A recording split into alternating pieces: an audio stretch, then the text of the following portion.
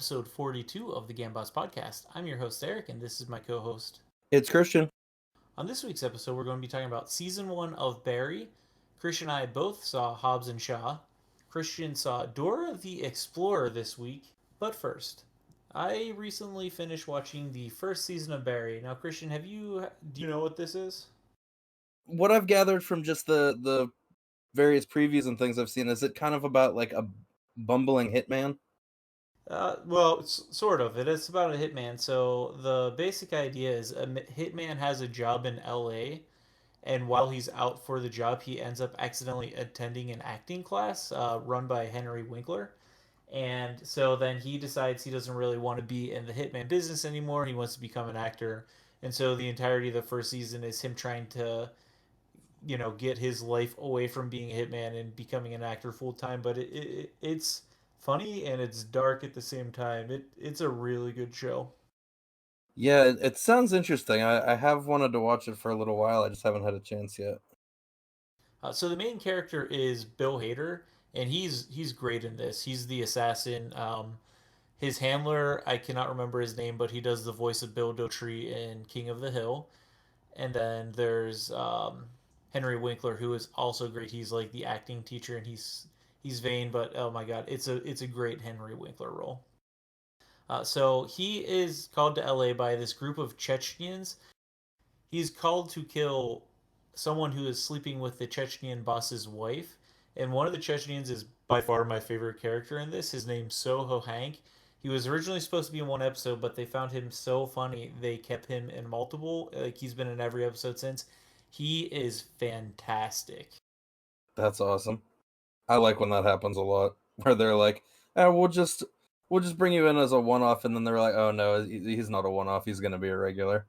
Yeah, and what's so great is he's supposed to be playing like this mobster, but he's extremely high energy and friendly. Like it's the juxtaposition between the rest of the organization and him is so well done.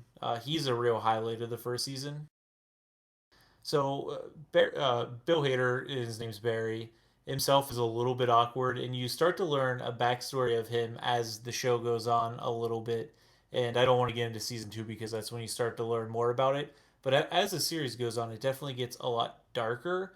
Like it starts out, I think, pretty funny, and then by the end, the last episode has him doing some pretty reprehensible things, and it's just like so surprising because at the start, like you're kind of rooting for this character. His basic premise is he's a hitman, he kills bad people, and towards the end, he's starting to kill people basically to sustain his own way of life.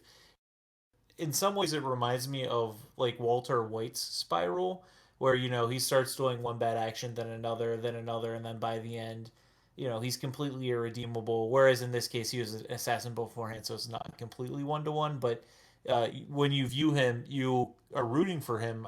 In the first episodes and stuff, and then by the end, it's definitely a lot more ambiguous as to whether you 100% like this character. And it's interesting. It's an interesting take on like a character art. It's just watching him devolve in the viewer's eyes. Yeah, I never watched Breaking Bad, but I always heard it was good, and like sounds it like you said, this does sound kind of similar to the way it's like it starts out one way and it slowly kind of slides into something else. Yeah, and that's the entire thing. Like, I think they do a good job with having him become an actor because the whole time is it seems like he wants to be a good person or at least have people think he's a good person. He doesn't want to think he's bad, and it seems like he's putting on this act this whole time because when anytime push comes to shove, he becomes the bad guy. He kills people. And so I think it's a great way to choose to highlight this is by him having an acting class. And I think the mindset is if he acts like a good person, he will eventually become one. And I don't think that's necessarily true, especially as you see the episodes go on. Yeah. So I did really like this one. I would suggest checking it out if you have HBO. I watched it on HBO Go. The first season I think is 8 episodes. Second season is 8 episodes, so it's a pretty quick watch.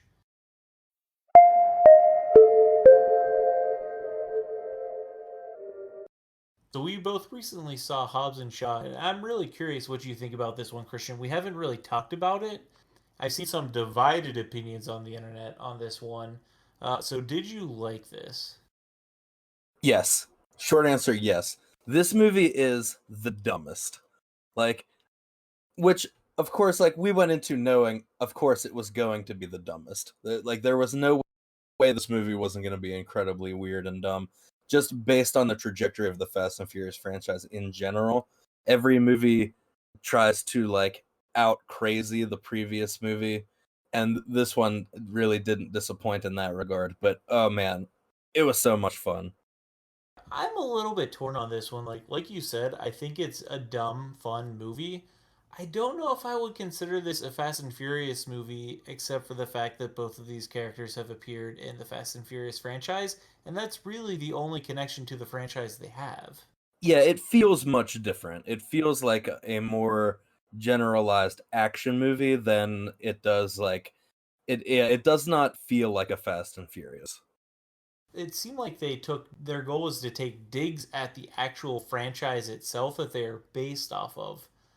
Like they were just like, how do we one up everything Vin Diesel's done? Because The Rock and Statham were both, I think, executive producers or something on this. The Rock and Diesel had huge problems in the last movie to the point where they couldn't be filmed on set at the same time. So in that movie, like they're never in the same scene, like acting together. So a lot of scenes in here felt like digs at that franchise, which I guess I'll point out as we go on a little bit. But I thought it was a dumb fun movie. I don't know if I would keep watching this as a franchise though. I would not get as excited as I do about the Fast and Furious movies. Oh, I would 100%. Really, I think they have more style than this one did. Yeah, it's true. I don't know. I love The Rock and I love Jason Statham. I think more than I like the Fast and Furious franchise. So even though this did feel different and it did fall a little short of the franchise itself, I think I just love these main characters so much more than I like the original series that I'd be really willing to stick with this for a while. So, just for listeners who don't know, can you give a quick overview of the plot of this one? It's not exactly super plot heavy. It's much more just a lot of punching. But Idris Elba is essentially a cyborg. They like he keeps calling himself superhuman, but he's really just kind of bionic. He has a lot of machine parts inside of him, and he's working for this shadowy technology cult. And this is one I wanted to ask you because I haven't seen the Fast and Furious 8 since it was in theaters. Was was this the group that Charlize Theron was part of, or is this just someone out? This is a group out of nowhere. That's something that I had wanted to look up because I've heard people talking about how Charlize might be a bad guy in a later Hobbs and Shaw movie. And so I was wondering the same thing. That's something that I should probably dig into because I'm the same way. I haven't seen whatever it was, Angry Eight, since it was in theaters. The fate of the Furious. Yeah, that was it. Not Hateful Eight. That's a different Yeah, yeah. Uh, so I mean, it is a very simple premise, and so I wanted to tell this with two people. One of them had never seen a Fast and Furious movie before. The other one has only seen like five, six, seven, and eight. Both of them really liked it, I think, for different reasons. I think both of them really liked the dynamic between Shaw and Hobbs. Did you enjoy it? Oh yeah, it was exactly what I wanted it to be. See, this is where I'm torn. I like part of it, and then part of it just seemed really corny to me. I did like some of the humor. So I talked to you about this before. I think in the Fast and Furious movies, Vin Diesel has essentially taken over anyone who writes and goes, I'm ad libbing my own lines, and we're putting him in because I am the franchise at this point, especially since Paul Walker's gone. Some vintage Vin Diesel lines from Fast and Furious 7. He says, you know the thing about a street fight, and then he slams his foot and some concrete falls on someone. He goes, the street always wins. This movie has worse lines than that multiple times. Like The Rock and Statham were just writing their own stuff, and they were like, "Well, we're executive producers. We're vetoing anything you say we can't say." Like I really feel like they wrote some of these lines. Yeah, probably. I mean, their contract is wild. So this gives me an easy transition into there was a story that came out recently that a lot of these people have clauses in their contracts that they cannot lose fights on screen. So, I mean, that's just wild. So that I think is maybe in combination with what we already talked about, how The Rock and Vin Diesel hate each other. I think that may have been part of the like driving force to making a spin-off series where like if The Rock and Jason Statham and Vin Diesel all have contracts where they can't lose fights, they have to keep introducing new tough guys for them to lose fights to because they can't fight each other now. Yeah, but the thing is, I think that actually works in their favor because if they didn't have that, we would have never got Statham in the series. It's true. It's just it's crazy to me that that's something, especially in a world where we have other movies that people love, like the John Wicks, where he just gets like he wins in the end, but like he gets the crap beat out of him, and people love those movies. So it's just interesting to me, like the divide between these two action like franchises, where you've got these guys who are like the epitome of the tough guy, and we can never lose a fight ever. Oh yeah, and to do so, we will put it in a contract. Yeah, That's what happened when because everyone's like the big driving force when Five came out was oh The Rock and Vin Diesel are going to fight, and then you get kind of like a weird tie situation where like Vin Diesel wins sort of, but then the team catches him. It was like a really weird thing. But yeah, that's one of the weird parts about that franchise is no one wants to actually lose a fight if they don't have to. and they like wrote it into the plot of this movie in the end, like, and I mean I'm not going to drift too far into spoiler territory, but like during the final conflict with Idris Elba, like I said, he's like bionic, so like they will not win a one-on-one fight with him, and so they write dialogue in where it's like it's okay for me to take a punch because it means you're gonna get a punch in on Idris Elba. It was bizarre. Where like it was actually a plot point about how it's okay that one of them is getting beat up because the other one is still like they're gonna win as a team even though they're still getting roughed up, and it was like jarring. I say we go into spoilers here because I just want to point out like this movie could have ended in the first 20 minutes if they worked together because they didn't do anything special. They're like, turns out this guy's really strong, but he can't look two ways at once. Like that was the big reveal where they're like, we gotta work together, and it's like everyone was saying this from the beginning. It's not some weird revelation.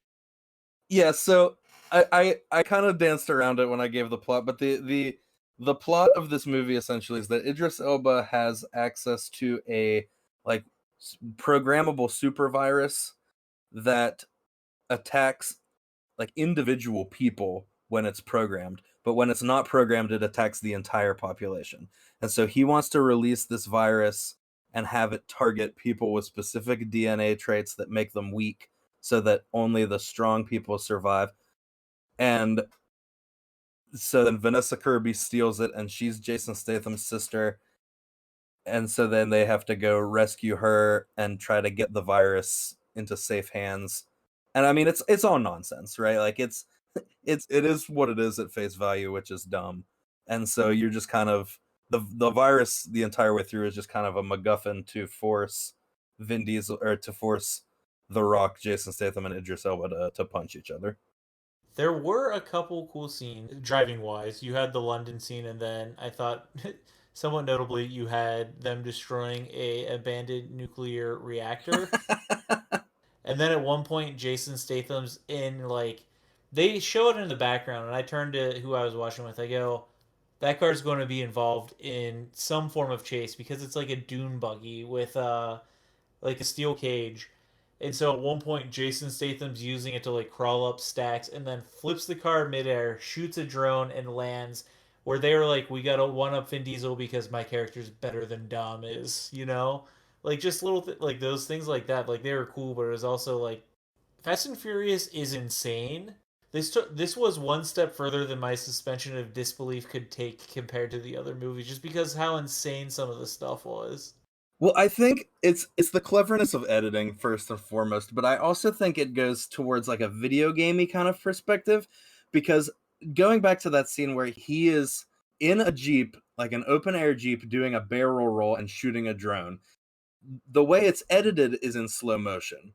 And so I think of games like Horizon Zero Dawn, where when like you can press a button and kind of slow time briefly to get like a better aim out, and that's what it felt like to me. But when you stop and think about that scene, he would have been flipping, moving at like 60 miles an hour, doing a barrel roll in the air. Like there's the idea that he could even pull a gun out in the amount of time it would have taken to hit the ground is crazy, let alone get the gun out, draw a bead on a target, and hit that target in a single shot. Idris Elba's not a superhero in this movie, but everyone else is for sure. Like they are superhuman. And we haven't even talked about the fact that The Rock pulls down a helicopter by hand. Oh my gosh, Christian, I forgot about this. I am so glad you brought this back up.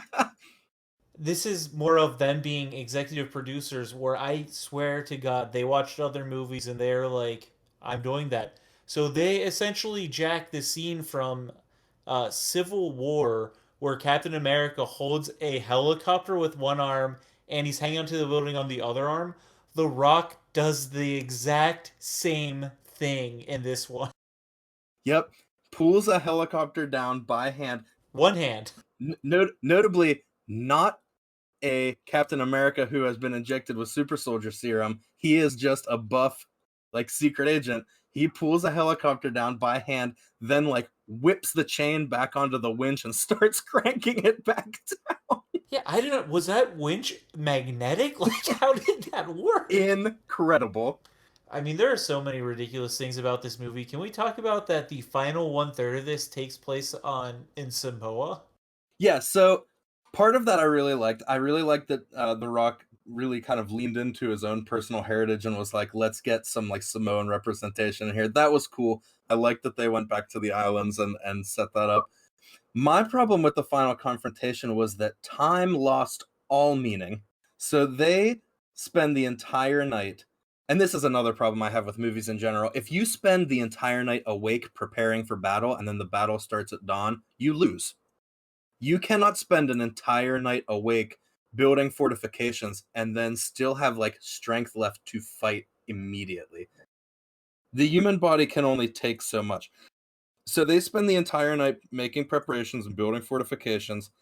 When the battle starts, it is dark. It is still nighttime. I would say it's maybe like 4 in the morning. So it's pre-dawn, but it is dark.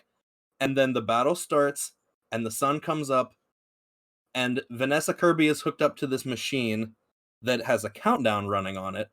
And between the time that it is pitch black dark outside and the time where the sun is fully up lighting the entire sequence of events, 8 minutes has passed. I thought they were going to cut back to her and it was going to be like, oh yeah, the 30-minute countdown ended a while ago. Like, we're good to go. Like, 8 minutes had passed and my jaw fell open. So some things, I mean, I thought the Samoan representation was cool, but also they have this extremely sophisticated technology where like this thing needs to extract a virus, like a nanovirus or something from her blood. So they take it to a car mechanic. The other thing, I before I forget, the most unbelievable thing of this whole movie, they barrel of monkeys a helicopter by having a bunch of these like tow trucks. All 4 of the tow trucks have nitro in them. No one would put nitro in a tow truck, and if you do one, you would not put it in every one of your tow trucks.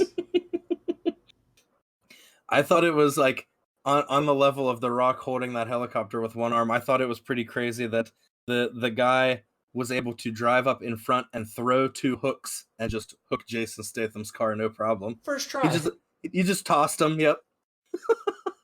That was crazy. Without using the nitro, how did these tow trucks catch up to these cars that had a solid like mile lead on them? Yeah. I don't know, man. That was ridiculous to me. I mean, it was amazing, but it was ridiculous. If we're talking about the part that I had the most trouble with my suspension of disbelief, as they're escaping that like nuclear bunker, they're in a semi-bad car accident. Not a car accident bad enough to like stop them from driving away. It just like it roughed them up a little bit, and the machine that Vanessa Kirby was hooked up to was destroyed to the point where, like you said, they needed to take it to a car mechanic to get it fixed. It was destroyed. It had several components missing. And then later in the movie, she is in a helicopter crash. A helicopter falls to the ground, then goes over a cliff and crashes into like a stony beach. And she climbs out with the same device, completely undamaged and still running. When they break the device, they're like, we have 24 hours before like you just have to kill the carrier of the virus. They somehow charter a plane from the middle of like Russia to Samoa. And I like that they tried to address a little bit with Kevin Hart's character. I thought he was actually pretty funny, and I normally don't like Kevin Hart, but still ridiculous. Yeah, there were two cameos in this movie that I really enjoyed.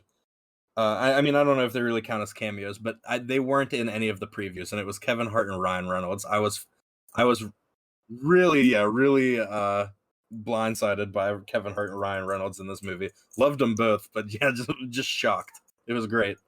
This is another thing where I think they're trying to make like their own crew for the upcoming movies. You know, you have The Rock, you have Shaw's sister, and now you have Ryan Reynolds and possibly Kevin Hart. Like they're building not like a Suicide Squad, but you know, like an alternate. Yeah, like an 18. But it doesn't seem like it's was a choice by the creators of Fast and Furious. It seems like an insurgence by The Rock and Statham. Well, I stayed till the end of the credits. I knew there was going to be a scene, but I didn't really care to see it. I was convinced because the whole way through this movie, Idris Elba is taking orders from a like mystery boss whose face you never see. He's always just a like a voice on a screen, and I was convinced it was going to be Ryan Reynolds. I was 100% positive it was going to be Ryan Reynolds. And so when at the end Ryan Reynolds shows up again in that post-credit scene, I was like, yes, I was right. And it is not addressed at all. And I was like, oh, maybe I wasn't right. Yeah, I don't know who they're going to get because it's someone who's been in the series. I'm guessing at one point between Fast and Furious 5 and 8. Yeah, well, that was one of the things I saw of people saying it could be Charlize Theron. That's what I thought, but I don't know if she ever actually met Hobbs in 8. I can't remember their interactions. I always thought she was kind of behind the scenes. Statham met her on the plane, but I don't think The Rock did. But I might be wrong. Yeah, I don't remember it well enough anymore. You know, like a big thing of the Fast and Furious franchise is like family. And while it's like a little corny, I think they generally do it well because they've had basically the same cast of characters since one. They really try and force family into this one, and I don't think they do it nearly as well. Well, yeah, and Statham gets like a kind of a ham-fisted like retcon because Oh my gosh, yes. in the in the original series, he is like he's like a traitor secret agent who turned on his squad, and then in 8 he gets kind of a redemption arc where it's like, yeah, I was a bad guy, but now I'm gonna try and turn things around. And then in this one, they basically were like, nah, screw it, he was never a bad guy, he was set up. And so they fully retconned like 2 movies worth of character development to make him a protagonist. Yeah, I really didn't like that part, especially because he was a really good villain in 7. He was Oh yeah. essentially like the evil Dom. And they never addressed that he killed Han, like one of the mainstays of like the Fast and Furious franchise. He was in 3, 5, 6, you know, 3 of like the 8 ones. Never really addressed that like he killed him, or you know, which is ridiculous. Yeah, it's true. I'd kind of forgotten about that, but yeah, he definitely murdered part of their team, and like the fact that The Rock would be like, "Hey man, it's okay. Just be like you were set up," and that definitely excuses the fact that you are a murderer. That's my problem is like overall I would say check it out. It's dumb fun, but I love the Fast and Furious franchise so much, and I had so much like hype for this one. I was a little bit disappointed. So do you know how this fared with critics? Yeah, not super good, which is predictable. Like this is not a movie that's going to be like critically acclaimed. It never was. The critics gave it a 66. The audience gave it an 89, which I also think is pretty predictable because it is a very fun movie, even if it isn't very good. I generally agree with both of these, but like I'm 100% on board with both the 66 and the 89. Yeah, I'd probably fall in the 70s. Like I said, like it was fun. It's just not what I was hoping for. So for the box office and budget, they had a budget of 200 million, and so far they've made back 332.6 million. So obviously a success. But considering the other like the Fast and Furious franchises before have broke $1 billion, this is a little bit of a surprise for me. When this came out, I saw it opening weekend. I think I saw it on a Friday. I really thought this was going to be sold out because I had went to see Fast 7, I think, the night it came out on a Thursday, and the movie theater had 4 showings of it, and all of them had sold out. So I was really surprised. There's maybe like 20 people in the theater. Yeah, I mean, I was away, which is why we didn't have episodes the past 2 weeks. But I found a theater and I went and watched it where I was. When I came home, I was surprised to find out that we were showing it in 2 rooms. Usually when we do that, that means one of the things is 3D, but it wasn't. So the boss really thought it was going to take off, and it definitely wasn't doing the numbers that we were expecting it to do. The one thing I did forget to mention that I was also disappointed in was they introduce an all-female like mercenary hit squad about halfway through this movie, and I was like, "Oh man, cool! This is gonna like they're gonna join forces with this like team of sexy spies," and then they are never seen again. Oh, you're right. Like the Russians or whatever. Yeah, they were like, "Here, you can have our plane," and then that was that. Like that was that. I legitimately think they are only written in so Jason Statham could kiss a hot woman. Yeah, I mean that would be reasonable. But they do set this up for a sequel with you not knowing who like the director of the evil army is, and so like I could see them having a larger role in a sequel if they really want to start fleshing this world out. Yeah, and we did not touch on it all. I actually really love Idris Elba in this one. Oh I yes. hope he makes a comeback because I think how they had him, quote unquote, die, leaves it open for him to make a comeback.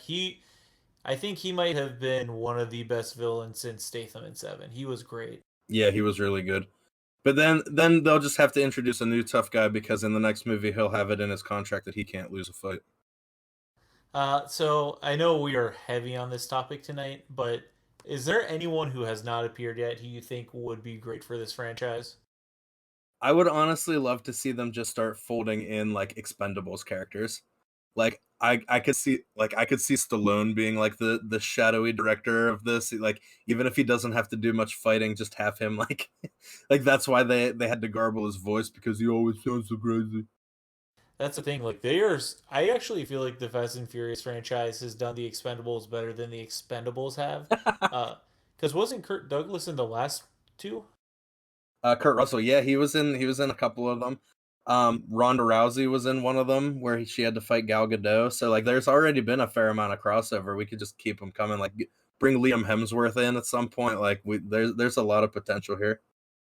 There are two people I think I would most like to see.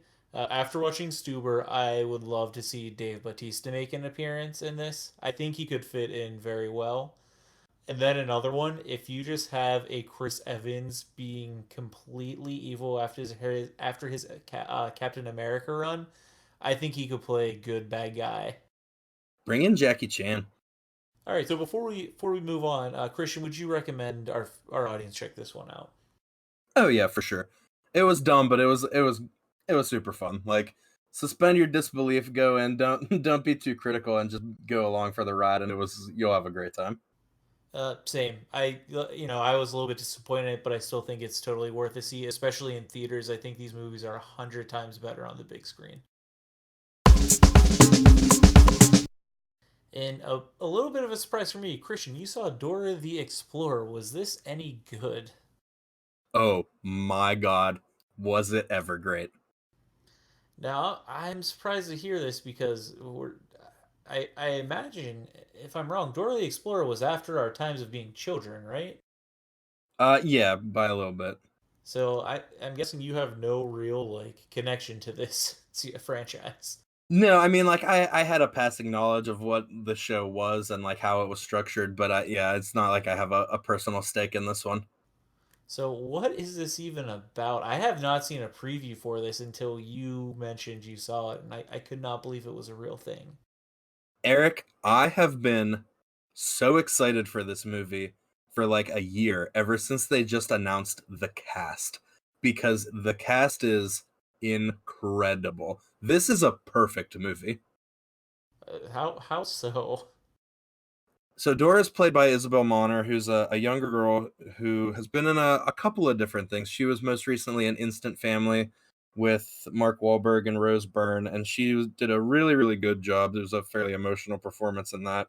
Before that, she was in the fourth Transformers movie, also with Mark Wahlberg, but only for like 5 or 6 minutes. And she was easily the best part of that movie, too, because that movie was a trash can. Her parents in this movie are played by Michael Pena and Ava Longoria. Their roles are minimal, but they are brilliant in every way.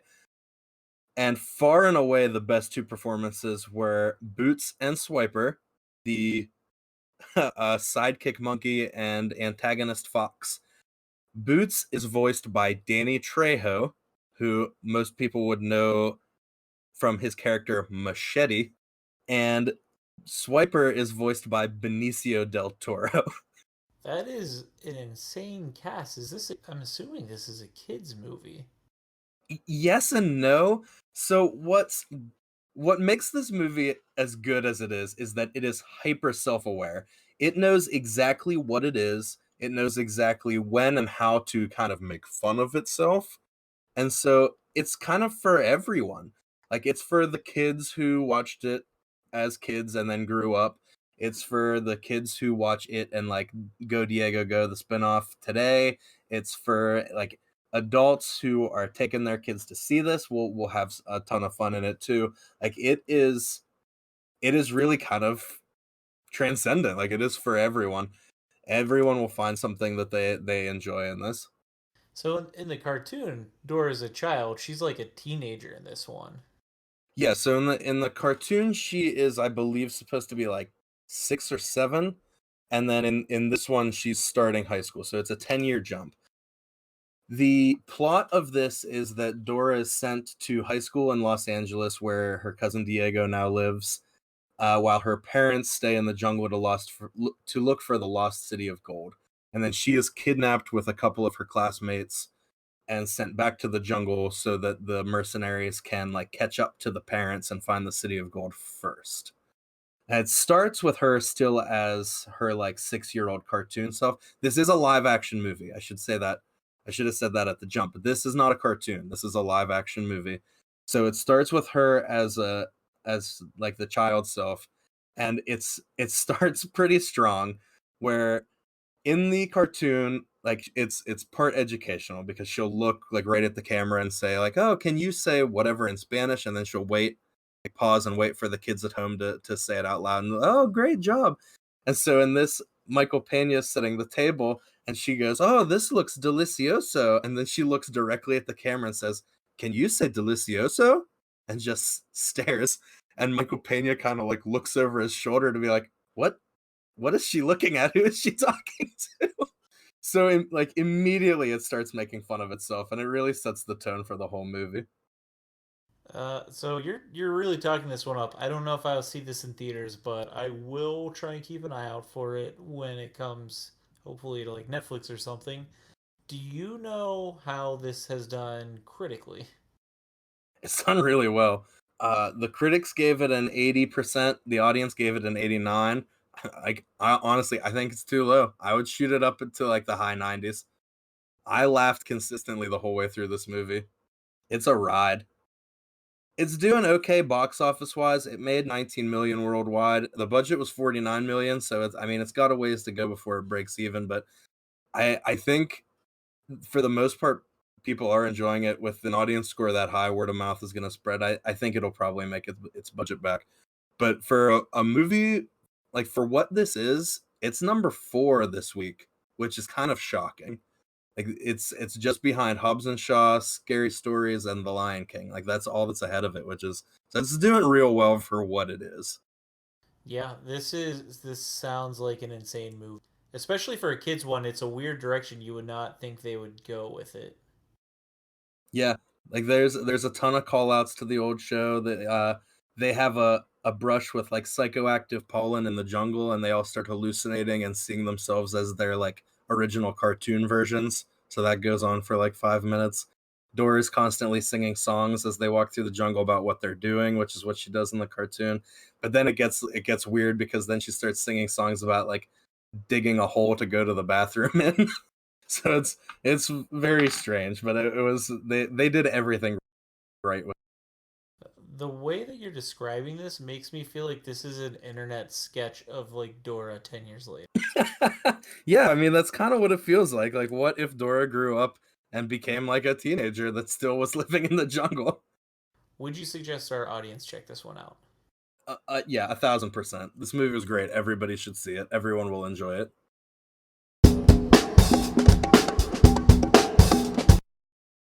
And now it's time for our Amazon review game. Just a real quick recap on how we play. Christian will read a 5-star Amazon review for a movie from Amazon. I will get 2 yes or no questions to help me narrow it down. I can then request Christian read another review. I will get 2 more yes or no questions. I can get one final third review, 2 more yes or no questions, and then I have to guess. And we will be keeping score for the year. You get 3 points for getting it on the first review, two for the second, one for the third. I'm ready when you are, Christian. All right. This is an awesome action-filled movie, and my grandson and I have watched it many, many times and have never grown tired of it. I love every actor and actress that have starred in this and the other movies in the series. I will be a fan of these movies forever. Thank you, Amazon, for having this movie available to watch when we could not get it any otherwise. Okay. This movie I would recommend to everyone who loves action. My only complaint is while I was eating my tuna, no crust, of course, I'm not a barbarian, SWAT came into my house and disrespected my entire family. I'm curious if that is a reference to the movie or this is just a random tangent this guy Yeah, had. that review took a weird left turn at the end. Yeah. All right, so it's a series or it's a franchise of some sort with a cast of characters.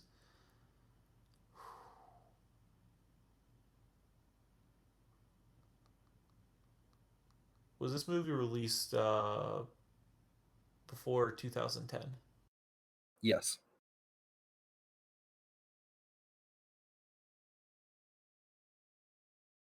Does this movie star the police in some way? Yes. I'm going to need a second clue. Although this movie may not be a cinematic masterpiece, it's full of enough guy stuff that I feel I must watch it every time it's on TV. Ever since I first saw it in theaters the day it opened, it has intrigued me. I think the cast is actually pretty strong and the story pretty solid. It's filled with action and it's lots of guy eye candy like girls and cars. Overall, I enjoy the movie immensely. This DVD is a good copy of the film. The extras aren't that great, but the picture and sound quality are really good.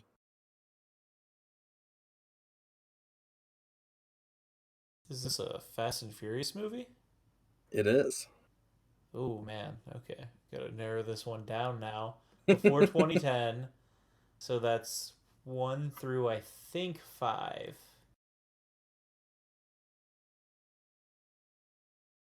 He said it has the cop presence, so that could be The Rock. Probably not three. I don't think Tokyo Drift have cops in it. Um, Dom was in three of them.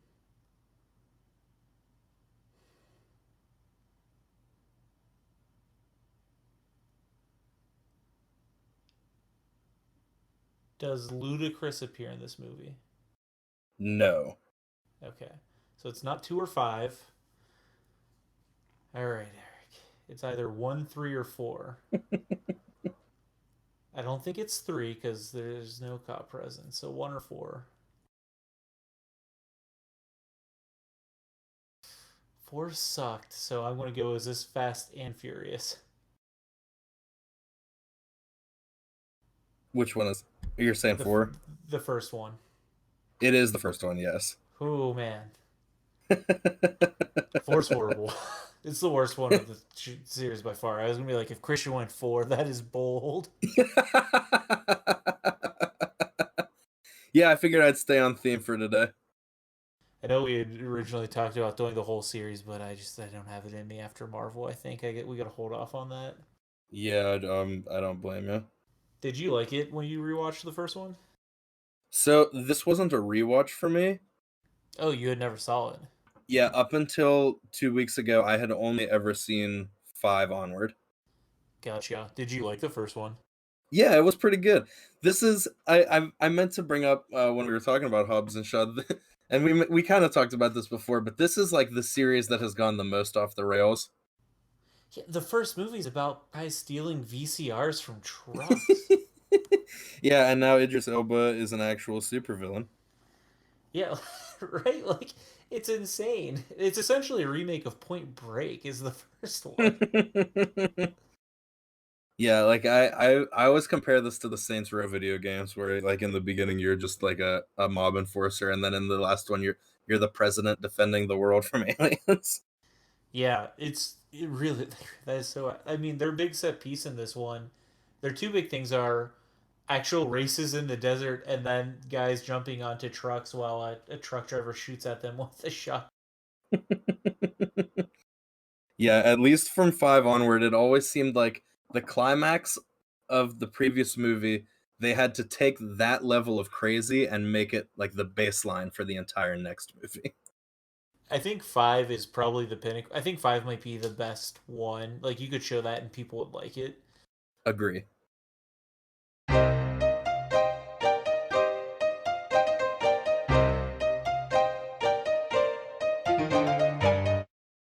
All right, guys, thanks for listening. Before we head out, Christian, what are you going to be checking out this week? I'm gonna be trying to get caught up on stuff that I was missing while I was gone. Scary Stories to Tell in the Dark came out while I was away. I want to try and watch that. Uh, Once Upon a Time in Hollywood is still out. I want to try and watch that. Nothing really comes out this week that I want to see. The second Angry Birds, which I never saw the first one, because I mean, why? Who asked for that? Um, Other than that, I finished Horizon 100%, so I'm gonna start. I started playing Final Fantasy X again. I downloaded Apex Legends, so I played that a couple of times with some friends of mine, and I'm terrible at it, so I'll probably play that a little more and try to get better. What'd you think of Apex? It's fun. We just there we probably played like 25 games, and there were maybe 5 or 6 of them that did not last more than 10 seconds. Yeah, I'm really bad at battle royale, so I was curious. I'm not a fan of the genre. I'm not good enough. I don't think. Yeah, it's just fun. Like it's two friends of mine that I don't see as much as I'd like to, and so it's nice hopping on there and getting to play and chat. But yeah, like we are all not super good, and that was the first time I played, so I was genuinely terrible. So this week I'm not doing too much. I am currently going. My next platinum I'm aiming for is Neo, and oh my god, the game is hard. I think next week I'll be talking about Bloodstained Ritual of the Night. I love that game. It was a little bit grindy, but Neo is essentially a Dark Souls, Demon Souls, Bloodborne inspired game. You know, I've looked on the internet. Some people found it easier, some people found it harder. I'm definitely in the harder camp. The combat in it, I think, is more complex. So I'll be playing more of that. I kind of regret starting it right now. I was hoping to do something a little bit quicker, and I thought this would take me like maybe 50 or 60 hours, and it might take me over 100. I'm not very good at the game. So that's probably going to be my next couple months. Other than that, I'm reading a book right now. I It's called Paper Towns. It was recommended to me Oh on yeah, Goodreads. I didn't realize it's by the author who made Fault in Our Stars, which I never John watched. Green. Also, yeah, also had it has its own movie. It's not bad so far, but I did not read the book. I did watch the movie. okay. So maybe we can talk about the. Maybe I'll watch the movie and we can talk about the differences or something. Um, but yeah, so those are the two main things. I need to finish the second season of Barry. I only have one episode left. Otherwise, I started watching the anime One Piece, which I don't. Do you know anything about that? I watched it when it was on Toonami, like oh god, a long, long time ago. Yeah, so I read the comic, and the comic's in like the thousands of chapters, and the anime itself I think has like 900 episodes. So I don't know how far I'll get, but I was feeling nostalgic because I started reading this comic. I mean, it's 20 years old. I started reading it in probably 2006 when I was in high school, and I've basically been reading it weekly ever since then. And so much has happened because it's I haven't read any of this stuff in 13 years. I legitimately just forgot things happened in this, so I'm getting a little bit of a refresher right now. Well, yeah, like you want to talk about like stuff ongoing. I read a web comic that publishes. I mean, it's just a single page every Monday through Friday. And the author I follow on Twitter posted the other day that his comic is old enough to drink now. So I hadn't realized that it was 21 years old. Yeah, it's just one of those things that add up, man. You're talking about nostalgia. I was watching Roswell on Hulu while I was away. It's like an old show from the early 2000s. It I think predates Twilight, but it's basically a kind of a Twilight. A girl falls in love with an alien in Roswell, and it's like a high school romance drama. And it's not super good, but I do get sucked into it because I used to watch it when I was a lot younger.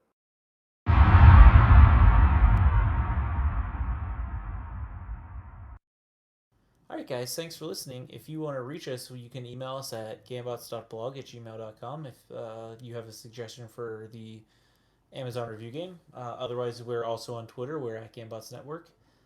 Thanks for checking us out, guys. Thank you.